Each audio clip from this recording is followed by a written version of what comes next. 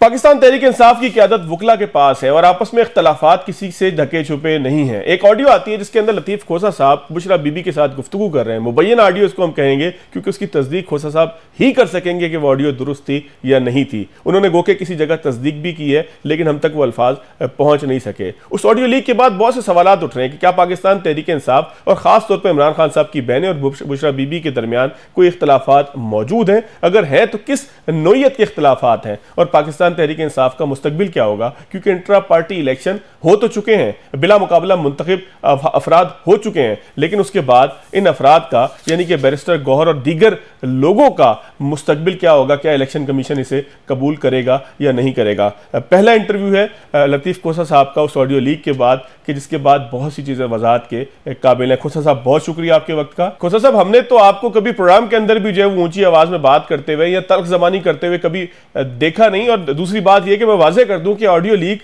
ज़ाहिर है किसी की प्राइवेट गुफ्तगू को डिस्कस करना या उसके ऊपर कोई ठट्टा उड़ाना, मजाक उड़ाना, ये कोई अच्छा अमल नहीं है, लेकिन ये पब्लिक प्रॉपर्टी एक बन चुकी है। लीक होने के बाद लोग इसके ऊपर डिस्कशन कर रहे हैं, तो बेहतर पोजीशन आप ही वाज़ेह कर सकते हैं। और वो बेहतर पोजीशन यही है कि मैं तो नहीं समझता कि आपने कभी किसी के साथ सख्त आवाज़ में, ऊंची आवाज़ में बात की हो, तो फिर खान साहब की बहनों के हवाले से क्यों उस ऑडियो के अंदर ये कोट हुआ कि आपने उनके साथ कोई बदतमीजी की है?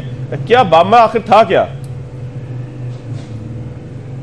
देखें, एक बात तो ये है कि ये प्रिविलेज टॉक होती है और मैं इस पे कोई गुफ्तगू करना नहीं चाहूंगा, क्योंकि आइन और कानून के तहत भी आप ना मुझसे पूछ सकते हैं, ना कोई दुनिया का शख्स पूछ सकता है। और पाकिस्तान ना बनता अगर डॉक्टर अमीरुद्दीन जो है ये इंकशाफ कर देते कि कायदे आज़म मोहम्मद अली जिन्ना ट्यूबरक्लोसिस की आखिरी स्टेज पर हैं, तो मौखर हो जाता, ये 14 अगस्त ना आता। तो देखिए, ये एतमाद के ऐसे रिश्ते होते हैं। बाज़ औक़ात अदालत में भी मैं जज साहब को कहता हूँ, जी फरिश्ते ऊपर बैठे हुए हैं, मैं अपने साहिल के साथ बात नहीं कर सकता है इमरान खान के साथ, तो फिर वो उनको हटाना पड़ता है और फिर हम अलहदगी में बात करते हैं ताकि कोई तीसरा शख्स सुने भी ना। और अगर मैं कोई इंकशाफ करता हूँ या बताता हूँ तो भी मैं अपने ओहदे से अपना पेशा वराना जो मेरा एक हल्फनामा है, जो आइन और कानून के तहत लिखा हुआ है कि मैं किसी से बात नहीं करूँगा, उसका इनाराफ है। बाकी मैं थोड़ा सा आपकी तशफ़ी के लिए अर्ज़ कर दूं कि देखें, आजकल तो बहुत आसान है कि आर्टिफिशियल इंटेलिजेंस के ज़रिए मैं बात कर रहे हैं ना, जी जी, तो कोई भी शख्स मेरी और आपकी आवाज में कुछ भी सुना सकता है रिकॉर्डिंग करके। बिल्कुल इतना आजकल ये जिद्दत इसमें आ चुकी है।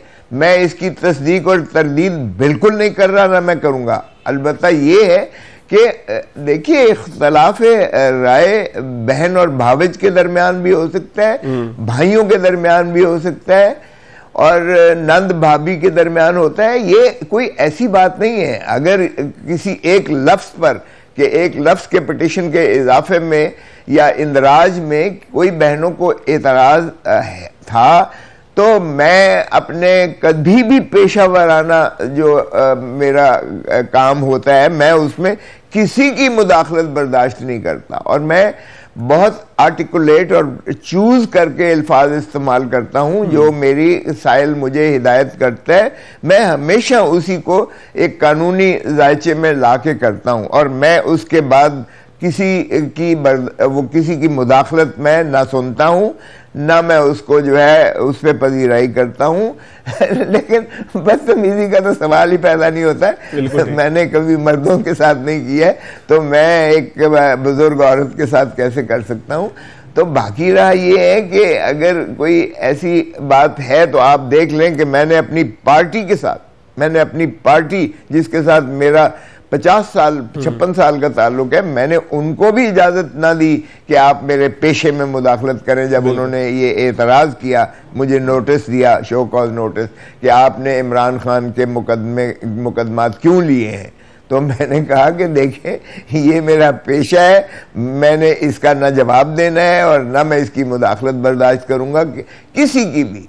तो अच्छा, इसलिए देखें, ये हमारा पेशे के तकद्दुस में आप ये ना पूछें, ना मैं इससे ज्यादा बात करूंगा। अच्छा खोसा साहब, क्या आप ये बता पाएंगे कि आपको हायर किसने किया, यानी कि आप जब वकील इमरान खान साहब के करार पाए तो आपसे बुशरा बीबी ने राब्ता किया या आपसे राब्ता करने वाले इमरान खान साहब की बहनें थीं या उनकी पार्टी के कुछ लीडर्स थे? तो किसके राब्ते के बाद आपने केसेस लिए और आपको केस के ऊपर ब्रीफिंग कौन देता है? देखिए, इमरान खान साहब मेरे घर में तशरीफ लाए थे, सारी दुनिया आपने देखा, सारी दुनिया ने देखा। उन्होंने वहां आकर जब मेरे घर पे फायरिंग हुई थी तो वो खैरियत दरियाफ्त करने आए, तो उन्होंने बात बताई कि जी देखें, मेरा शर के साथ कोई ताल्लुक ही नहीं है और मुझे कत्ल के मुकदमे में और PS to PM जो है सारे चैनल्स आपके उन दिखा रहे हैं कि इमरान खान ने कत्ल करवाया है और इमरान खान को फांसी होनी चाहिए और जाने क्या क्या होना चाहिए। कहते हैं मेरे फरिश्तों को नहीं पता। तो मुझे वो ममासलत नज़र आई जुल्फ़िकार अली भुट्टो को, जिस तरीके से एयानत में 109 में जो है एक अदालती कत्ल के ज़रिए लहद में उतार दिया गया। तो मैंने कहा मैं ये दूसरे जो है एक हार्ट थ्रॉब पॉपुलर लीडर को इस तरह से जो है मैं दिफा करूंगा, इसका मेरा हक बनता है और उसका भी हक बनता है कि वो मेरी। और फिर उन्होंने कहा कि देखें, साइफर वाला जो है ये एक डोनाल्ड लू धमकी दे रहा है पाकिस्तान को, हुकूमत में मुदाखलत की और साजिश हो रही है। और फिर उसमें भी मुझे मुमासलत नज़र आई कि हेनरी किसिंगर ने भुट्टो को हुक्म दिया था या धमकी दी थी कि आप एटम बम बनाना बंद कर दें वरना आपको इबरत का निशान बना देंगे। और हमने हेनरी किसिंगर और अमेरिका के खिलाफ तो कुछ ना किया, ज़ियाउल हक और मौलवी मुश्ताक ने मिलकर उसको फांसी देकर भुट्टो को और कब्र में उतार दिया। तो मुझे दोनों चीज़ों की मुमासलत नज़र आई और मुझे इमरान खान ने खुद एंगेज किया था। उनके बाद कौन वो जब जेल में चले गए तो खोसा साहब डे टू डे अफेयर्स होते हैं ना बहुत सारे, जाहिर है कि वकील के साथ अपने जो है वो कौंसल के साथ तो मुस्तकिल आपको राब्ता करना पड़ता है कि जी अपडेट है, ये डॉक्यूमेंट्स हैं। इसमें आप ना पूछ सकते हैं ज्यादा। मैं बुशरा बीबी का भी वकील हूं, बुशरा बीबी के भी मैंने केसेस में, अल-कादिर में भी मैं वकील हूँ, उनका तोशा खाने में भी मैं वकील हूँ। और ये जो आईनी दरख्वास्त दी है कि मोहतरम इमरान खान साहब की जिंदगी को ख़तरा है, ये भी बुशरा बीबी ही की तरफ से दायर की हुई है। सो बुशरा बीबी का मैं वकील हूँ भाई, तो जिनका मैं वकील हूँ अपने मुवक्किल से हिदायत लेना। और अल-कादिर में दोनों हैं, बाय द वे, तोशा खाना में इमरान खान और बुशरा बीबी दोनों हैं। और जो मैंने कॉन्स्टिट्यूशनल पिटीशन की है कि ये वीडियो लीक जो बुशरा बीबी की गई हैं और उनको वॉइस मैचिंग के लिए ये कोहसार थाने में बुलाया जाता है, वो भी मैंने की हुई है, जिसमें इस्लामाबाद हाई कोर्ट के जस्टिस बाबर सितार साहब ने सारे एजेंसीज को बुलाया हुआ है, वफाकी हुकूमत के भी सारे सेक्रेटरीज को बुलाया हुआ है। और उन्होंने कहा है किस कानून के तहत आप ये जो है फोन टेपिंग करते हो, ऑडियो टेपिंग करते हो, किस कानून के तहत आप ये चैनल्स पे चलाते हो। पैमरा से भी पूछा है कि आप बताएं कि आपको ये जुर्म है, और उन्होंने ये तस्लीम किया है कि कोई कानून ऐसा नहीं है जिसमें, हाँ, अगर रियासती कोई जो है इदारे और वो भी अदालत की इजाज़त के साथ, अदालत के हुक्मनामे के साथ जो कोई भी नाम पैद है। और बुशरा बीबी को जो तलब किया था जो है कोहसार थाने में SP इंटेलिजेंस ने वॉइस मैचिंग के, वो हुक्मनामा भी मुअत्तल कर दिया जस्टिस बाबर सितार साहब ने। सो मेरा तो मैं उनका वकील हूं भाई। ठीक हो गया। और इन सारे केसेस में इनकी सारों की मुश्तरका जो है मुश्तरका मामलात हैं सारे। अच्छा, इमरान खान साहब के भी। और हर हफ्ते मेरी इमरान खान से जेल में मुलाकात होती है, अलहदगी में होती है। इसलिए अगर कोई चीज तिश्नगी रह जाए तो मैं उनसे पूछता हूं। और बाय द वे, कोई ऐसा तजाद और तफावत, कॉन्फ्लिक्ट ऑफ इंटरेस्ट मियाँ बीवी के दरमियान नहीं है कि मैं कहूं कि मैंने उनसे पूछ लिया है तो दूसरे से क्यों पूछूं या क्यों उसकी तस्दीक करवाऊं। इसलिए खुदारा इस चीज को, बहस को बंद करें। ये मेरा और क्लाइंट्स का मामला है और मेरे पेशे का तकद्दुस मजरूह कर रहे हैं आप, इसलिए प्लीज इस पे आगे बात ना करें। अच्छा सर, आपने कहा कि खान साहब की जान को खतरा है, तो खान साहब की जान को खतरा, और फिर जहर वाली एक बात हुई थी, एक वकील साहब ने बाहर आके बात की कि खान साहब को खुदा न खास्ता जहर दिया जा सकता है। तो जान के खतरे में आप लोगों के पास क्या चीजें हैं? क्या जहर वाली बात जो है वो ज्यादा वैलिड है, या और कोई दूसरी चीजें हैं कि जिसकी वजह से आप समझते हैं कि उनकी जान को खतरा है जेल में?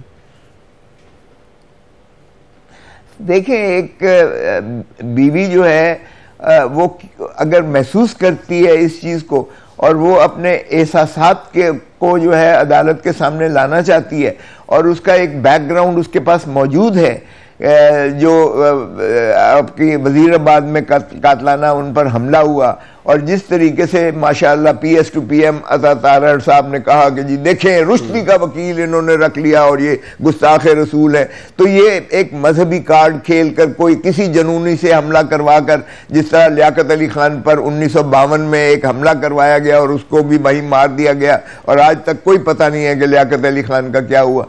तो इस तरह के हमारे पास जो है मुल्क में मौजूद हैं, ऐसी नज़ायर मौजूद हैं। तो अगर उनकी एक स्पेक्युलेटिव आउटरीच थी जिसका इजहार करके मैंने अदालत में पेश कर दिया, और अदालत ने सभी को पाबंद किया कि इनकी जान को आपने हिफाजत करनी है क्योंकि ये आपकी कस्टडी में रियासत की, तो उससे एक माने हो गए, उससे उनको सिक्योरिटी, एक किस्म का तहफ़्फ़ुज़ मिल गया, बीवी को और बहनों को भी लामहला मिल गया। तो इसमें कौन सी ऐसा बात है जिसको आप नेशनल इशू के तौर पर जो है अखबारात ले रहे हैं या मीडिया ले रहा है? मुझे नहीं समझ आता कि इसमें कौन सा ऐसा कौमी अच्छा, ठीक है खुर्शीद साहब, आप जब इमरान खान साहब से मुलाकात करके जेल से बाहर आए थे तो आपका बयान ये था कि चेयरमैन इमरान खान ही रहेंगे। दूसरी जानिब मरवत साहब जो हैं, जब वो आए तो उन्होंने आके ऐलान किया कि जी इमरान खान साहब ने कहा कि इंतखाब करवाएं, इंट्रा पार्टी इलेक्शन करवाएं, और बैरिस्टर गौहर साहब को नामजद किया गया, ये हमें बैरिस्टर अली जफर ने हमें बताया। तो दोनों मामलात के अंदर जो है वो हमें तजाद नजर आया, और बाद में वो बात ज़्यादा दुरुस्त साबित हुई या हकायक के करीब साबित हुई कि जिसमें बैरिस्टर गौहर साहब जो है वो PTI के चेयरमैन मुंतखब अब हो भी गए हैं। तो ये दोनों बातें मुख्तलिफ कैसे थी? नहीं, दोनों बातें ठीक थी, मैंने खुद उन्हें मुबारकबाद दी है।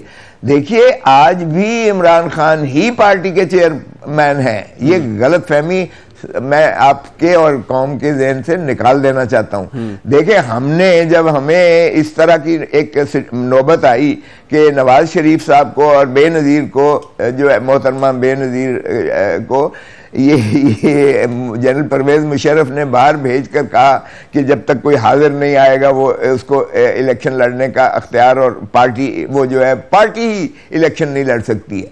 तो आपको याद होगा, कोई इतनी पुरानी बात नहीं है कि हमने एक सारी रात बैठकर मियां नवाज शरीफ साहब का, उनका मुस्लिम लीग नून का ये वो था ख्याल था कि बाइकआउट करना चाहिए, लेकिन हमने कहा हमें बहुत औलिया बाइकआउट का एक नतीजा हमने देखा, गैर जो जमाती एक पार्लियामेंट वजूद में आई और जो कुछ इस मुल्क के साथ हुआ वो हमने देख लिया, हम बाइकआउट किसी कीमत पर नहीं करेंगे। और इसीलिए सारी रात बैठकर 4 पीस बनाया गया, पाकिस्तान पीपल्स पार्टी पार्लियामेंटेरियन जो आज भी है, और उसमें हमने मखदूम अमीन साहब को जो है उसका सदर बनाया, जो आज भी मोहतरम आसिफ अली जरदारी साहब हैं सदर।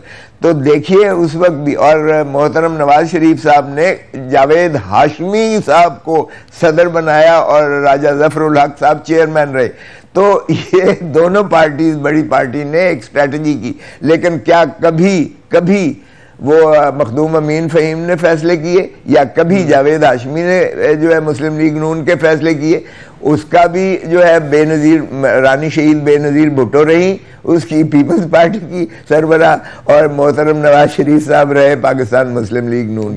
तो ये स्ट्रैटेजी बाज़ औक़ात ऐसी सिचुएशंस में आती है, इसीलिए मेरा ये कहना ज़रूरी था कि मोहतरम इमरान खान साहब ही सदर हैं और वही PTI के सदर रहेंगे, PTI का कोई इब्हाम नहीं होना चाहिए। आपको क्या ख्याल है कि बैरिस्टर अली गौहर साहब बहुत मोहतरम है, मेरे तो शागिर्दों की तरह है, बच्चों की तरह है, वो अच्छी बात है एक स्ट्रैटेजी को कि बल्ले का निशान होना चाहिए, पार्टी को हक होना चाहिए इलेक्शन लड़ने का, और करोड़ों जो परस्तार हैं मोहतरम इमरान खान साहब के, वो उस तरह से इधर उधर यानी कि ये खोसा साहब, यानी कि ये उस्मान बुज़दार होंगे पाकिस्तान तहरीक इंसाफ के, जो मुंह भी बंद रखेंगे और काम भी चलता रहेगा।